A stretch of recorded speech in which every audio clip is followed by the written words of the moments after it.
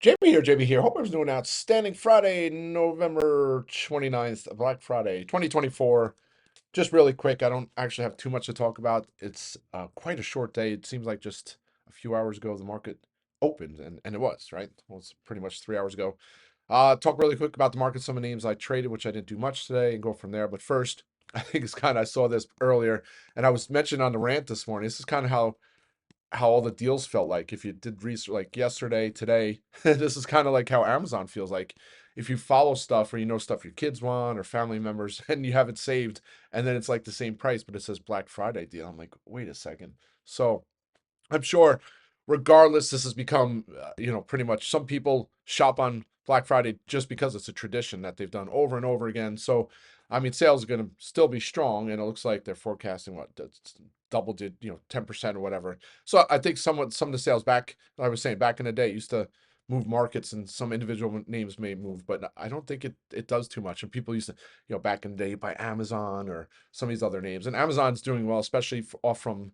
Uh, Tuesday, Wednesday, and then in today. Today, all the way down to 204 and change before bouncing. But seems like the overall market did it. But all right, so that's that. Take a look at the SPY 603. Welcome for the probably the 30 something time this year, all time highs. 610. It's not coming today. We only have 25 minutes left, but I think 610 is the spot, right? So if we hit 610, not saying I'm getting my bear suit on, gonna load up on the puts, but I'm certainly gonna be a heck of a lot more selective. The ideal scenario, hit 610 and we chop around for a while, and then small caps just keep going. That's kind of how I like things to go. Uh, and so it looks like we're over that 600 handle. Now we'll have to find some resistance. I don't know where that is yet. Upper Bollinger Bands at 609.88, so plenty of room to the upside. Uh, and then now 600 becomes, which was previous resistance, becomes support. And yeah, nice way to head into the weekend. I take a look at the small caps. uh Solid day again. I mean, it's up 0.5%, so somewhat underperforming the S&P, but still, considering it's 5% rally. I think it's, oh no, it's not 5%, but it's 10% this month. Still looking great, and I think at some point it's over 250. So nice there as well. And now, so individual names, and obviously, first I'll talk about Joby, and just remarkable. And you see some of these other names, Archer Aviation, which is another name in a space, Blade, I think is another BLDE. It seems like they're all running up in tandem, and of course, well, not of course, but seems like if you had the strikes on Archer's up more than Joby percentage wise. So if I had gotten the calls on that one instead of Joby, I just knew I was more familiar with Joby, so that's kind of why I went with the calls. But all the way up to 933 this morning after the open, and 962 is the big handle. I didn't think we were going to get close to that for a couple weeks, and well, I mean, wow. So very impressive. Lock some more of my 750s in for nearly a thousand. Excuse me, yeah, nearly 1,000%. So got them at 25 cents, which seems like eons ago, but it wasn't. And then I still have the January 10s as well, so I'm still holding both. And I was looking for April's, but I'm going to be patient. There's no reason to chase, because right now with the stock going up so much, the premiums are elevated. And if we have some consolidation next week or what have you, which is going to happen at some point, those premiums will evaporate. And then I don't want to be in a spot where I go out and chase the Aprils and those premiums come down. So I'll just be patient. And if it keeps running, I still have the January strike. So win-win scenario. So that's Joby looking great. It's funny, like you start thinking of there's always sectors and trends and things that happen each every couple months, every year. I talked the metaverse. There's always these big buzzwords. AI, of course, recently. Uh, you do this long enough. There's always been sectors. The solar sector. There used to be, back in the day, there used to be dry shipping stocks, right? So the dry shippers, you used to know about the Baltic Dry Index. You would have to check the fluctuations on the Baltic Dry Index and then trade the shippers on that. And some of the shippers went bonkers. I don't know, it was 2010, 2009, somewhere in there. Then you had ag stocks, and the ag stocks have run twice or three times so far. Nutrien, Mosaic, Agrium, CF Industries. So those sectors all run in tandem. I'm not saying this is the time that the EVault, however you pronounce them, the electric vehicle takeoff and landing companies take off, but it seems like that is it. And if this is a trend, you have to think that, I mean, maybe there's going to be some continuation, possibly some FOMO. So, uh, and then you start getting the imagery, right? The Jetsons, little vehicles buzzing around, taking people to their homes and stuff. I mean, that's way out there with homes, but in regards to disrupting transportation as a whole, it definitely does. I mean, if you've been to California, and I if anybody's sitting in the traffic, I, it's just crazy. And then even the regular streets, I don't know how people live in California. God, but whoever's in California, there's nothing against you. And being in New York, we see traffic as well, but it's a totally different ballgame out there. And that's why you see like Musk trying to do his Boring Company. So the people are looking to disrupt transportation. If someone's able to, if there's companies that are able to be able to disrupt it, I mean, it's the I wouldn't call it limitless or infinite possibilities, but there's certainly a large market opportunity. So when you take a look at some of these names, like Joby, for me, for example, I mean, it is tech. I mean, we have helicopters out there, but it's different. You don't go land a helicopter with no noise, right? You have no noise pollution. You have more efficient, uh, easier takeoff and land. It's not as disruptive, right? I mean, if you're in New York, they take the helicopter from New York City to the Hamptons.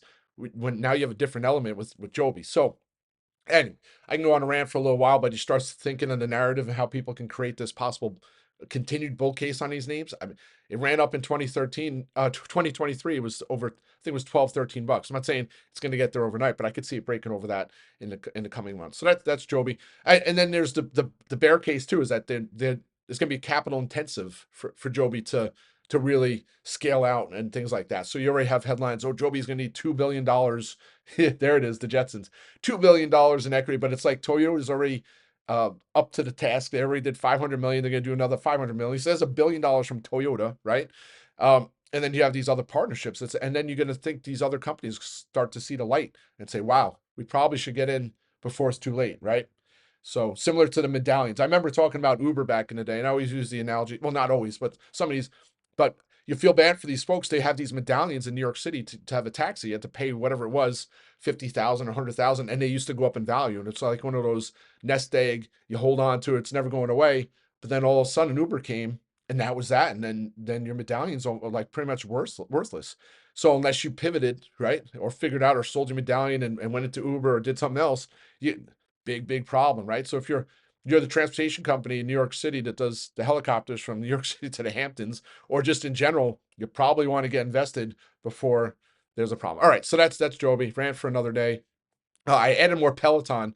I mentioned it the last couple sessions. I said once it breaks and holds that 10, I'll be adding more strikes. Still have the January 12s.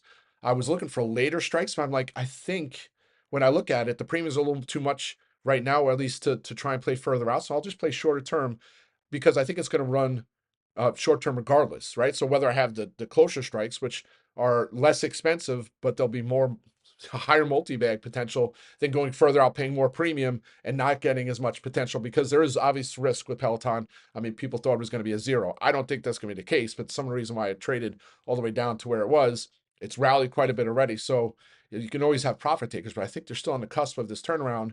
It's a high margin business that if they can leverage, their debt goes down, they're already a turnaround story. I think it heads much higher. So that's the rant there. Peloton, I don't know how my chart here, but 17% last from Thanksgiving to December for Peloton. Well, today's the last day of November after Thanksgiving, so it's already up 5%. Maybe it gets another 12% here, which would be great. And I'll lock some of my January 12s in, and then I'll just hold those 15. So that's Peloton. Solar Edge. It's again, I was doing it on Wednesday. I was itching to grab some calls.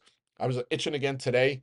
Um, it's one of those names I followed off and on for over the years. I remember it was like $300, $200 stock.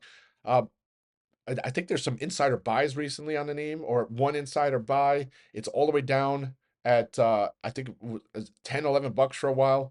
Just destroyed. And maybe it's going to zero. I don't know. So I have to do more research, but it's got 35% short interest. So if some of these small caps squeeze over the end of the year, I mean, you could have some people who have made a big bundle on the short and now want to cover. You could see that kind of, and then that tax loss mumbo jumbo will start heating up. But don't be surprised if I add some strikes there.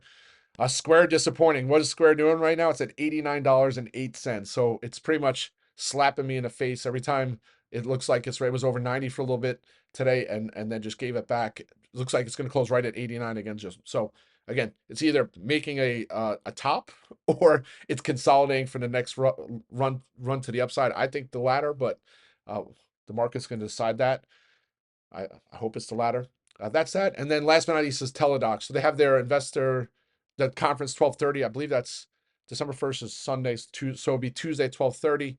I don't know if that'll be a huge catalyst, but considering where the stock has been, I think any positive update is good for the stock. You saw what happened with its AI news. The stock went bonkers. Was that Monday? And then it's holding up here. So now, I talked back to back to back of inside days, back to back inside days, and then today looks like almost like it's gonna be a breakout. So love to see. We got 16 minutes to the close. We'll love to see it close over $12.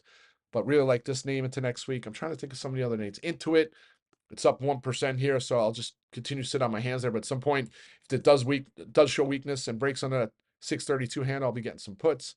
And then pools not moving too much today. So at some point I'll be watching some calls there. I think that's it. Gold is rallying. It's funny. It's the headlines always are.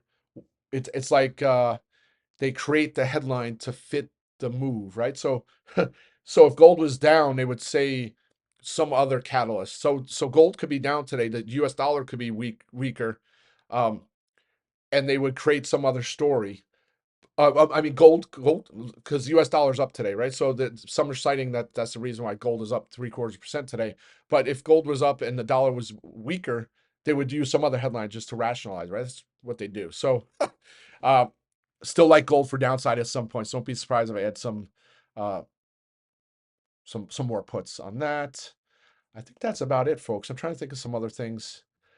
That's about it. Let's have a great afternoon, folks. Have a great weekend. Rock and roll.